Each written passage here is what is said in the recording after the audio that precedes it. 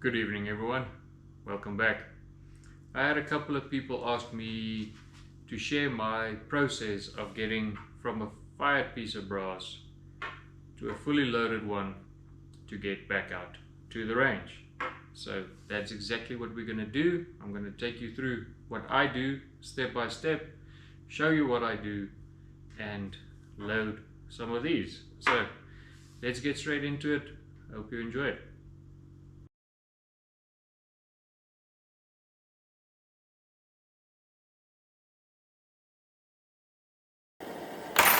Okay, so this is my little home-built annealer. Just a bunch of spares that I had lying around here, and so far it works. I still need to tweak it a little bit. I need to build a handle for the flame, the torch, the handle that can hold the torch, and I need to adjust my wheel. I want to make it a little bit smaller. And a little bit rounder, if I can put it like that.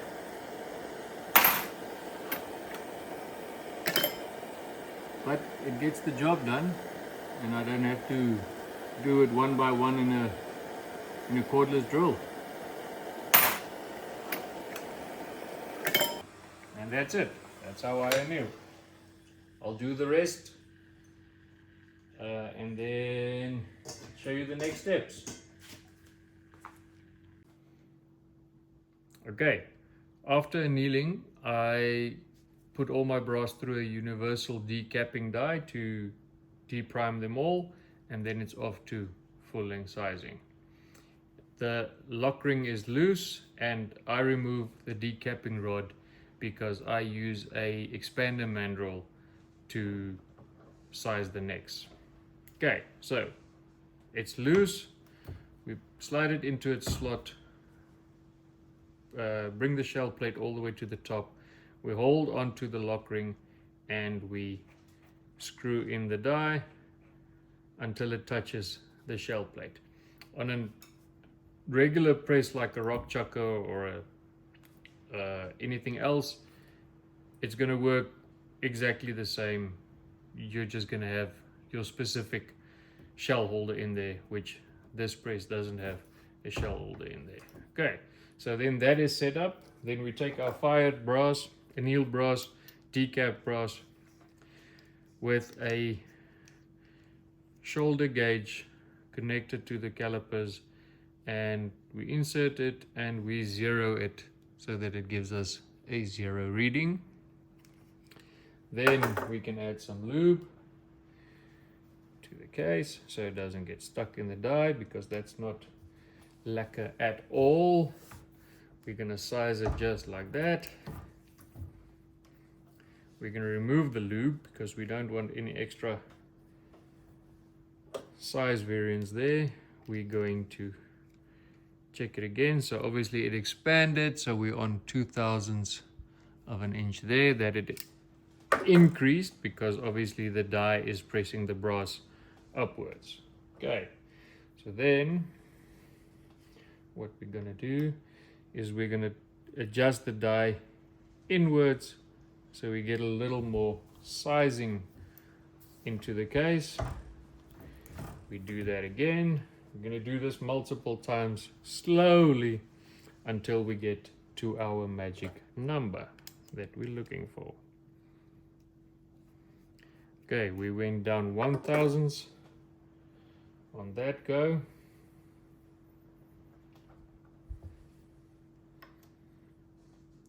Go down a tiny bit more.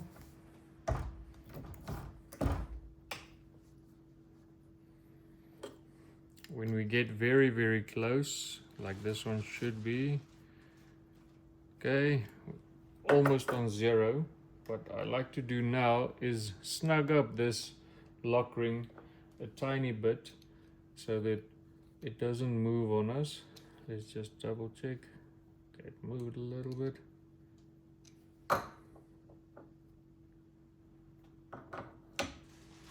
Okay, let's check this one again.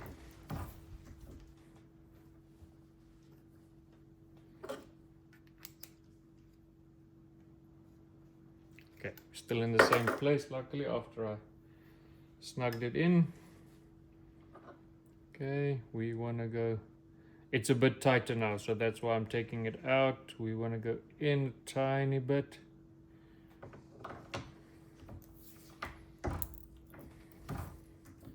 Size it again.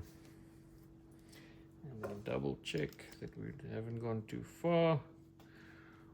1/1000ths, so we are only needing to go 1/1000ths more. So it's a tiny bit of movement. Tiny bit of movement. Okay, let's hope we are there.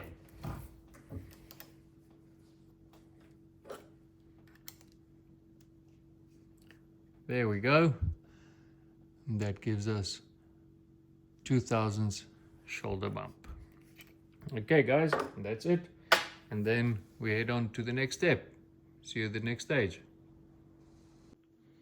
Okay guys, so the next step is quite easy. We've got an expander mandrel die body in here, normal shell holder, we've got some graphite powder, we've got our brass, and I've got the tumbler thing. So after this process, it goes back into the tumbler just to get all the lube and the graphite powder out. So here is the expander mandrel itself for 30 cal. You can see there, it just screws in with this little screw at the top, just screws in there, and that's about it. So what I do before I start, graphite powder on the expander mandrel itself, just turn it in.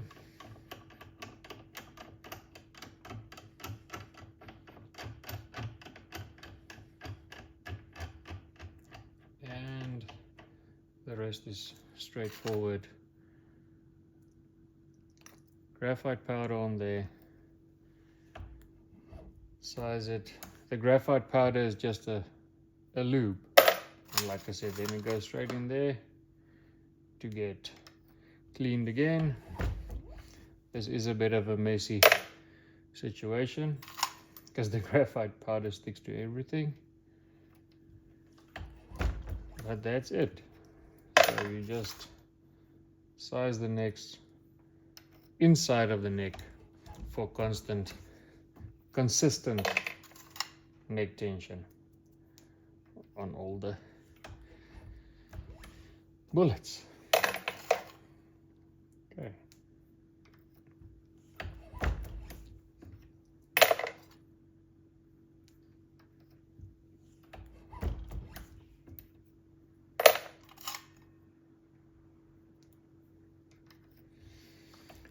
The graphite powder sticks a little bit more than it's supposed to, because normally I wipe the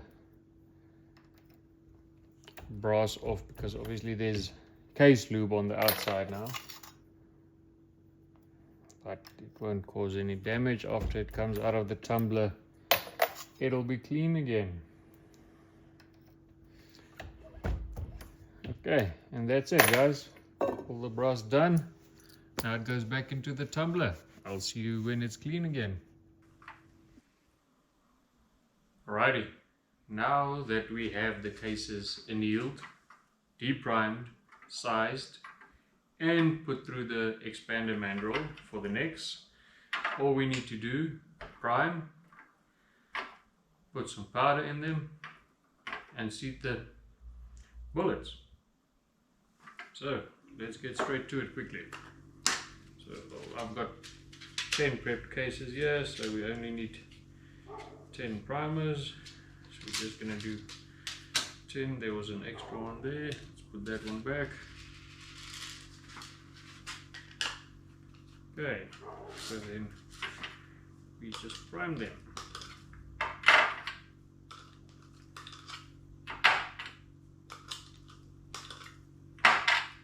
Like I said in a previous video as well, the priming goes really quick and easy. Minimum force needed to press them in.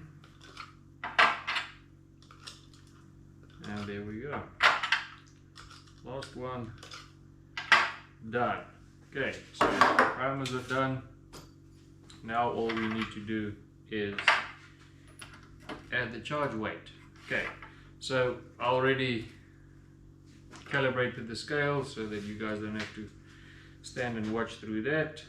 The magic number we are looking for is 40.1, and we dispense. As you can see, once again, only the case I'm busy with is turned up, and as soon as we move to the next one, this one is turned around. It's going to be put on there so that I know if it's showing up, it should be full of powder. Obviously, before we do bullet seating, we check to make sure that they all have powder in.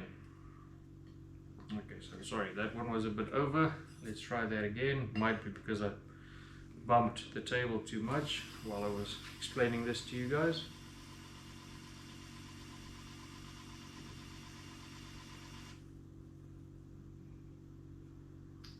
Okay, almost there. 39.9, 40, 40.1.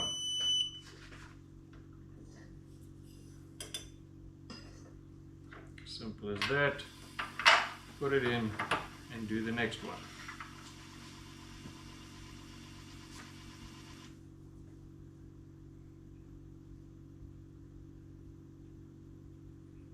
So yeah, this is quite simple. I'm just gonna do 2 or 3 and then we can head out to the seating part. Don't want to bore you with putting powder into brass.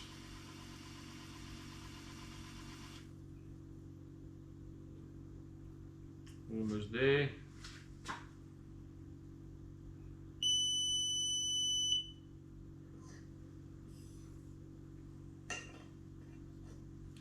Okay guys, let's speed this up, go to bullet seating. Alrighty, so we've got everything we need in the case done, and we've got our little freedom seats. So now let's get to the seating part. So the seating stems all the way up, just so that we don't press it in too far. Sorry, I dropped that one. Okay, so we're going to just take it up. Obviously not making contact because we took it out very far. Okay, so there we've got contact. So we're definitely going to go deeper than that. So let's get it back all the way to 0. See how far we get. We're still going to go deeper than that. Let's go 2 full rotations and go. Let's start measuring. The magic number we're looking for, 2.710. So as you can see, we're still a bit off. 2.170, so we are 50, about 88, round about there, off. So 1 full rotation is 50. Let's just double check that. Measure it again. You see, 1 full rotation was 49 basically. Okay. So we need that 9 plus, let's say, another 20. 5, 10, 15, 20. So we should be getting a lot closer to the desired length we want.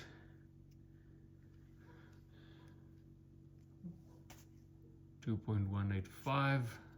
We want 2.170. So we are shorting to go down 15 thousandths. 5, 10. I don't go 15. I go about 13 just to make sure, because you can always push it in more. You can't pull it out.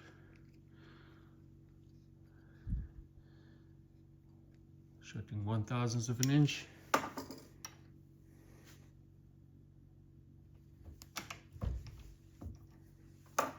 Should be on the money, more or less. Okay, half.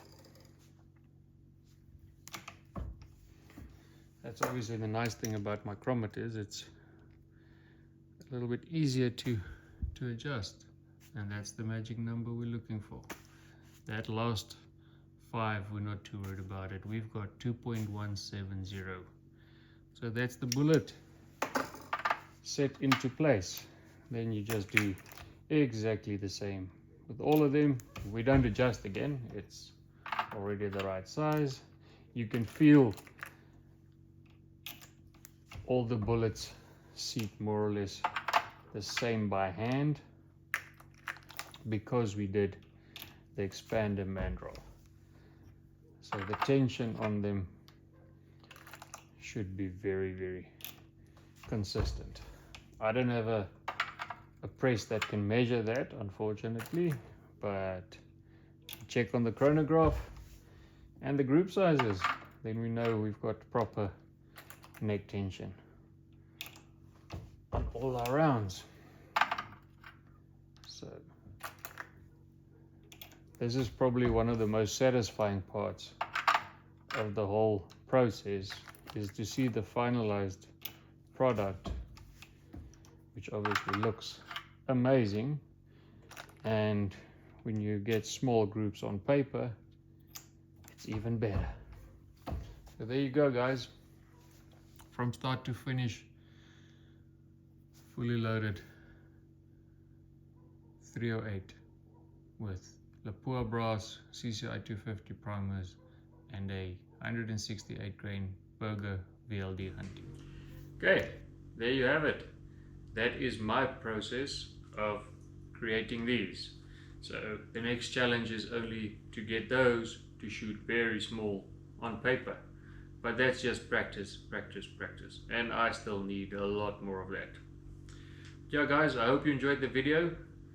Please comment in the comment section below if you guys would like to see something more in depth of how I do it, or anything else you would like to see on the channel, and then we can make a plan and make it happen and put some other videos out for you guys. So yeah, hope you enjoyed it. Please like and subscribe, and then I will see you in the next one. Have a good evening.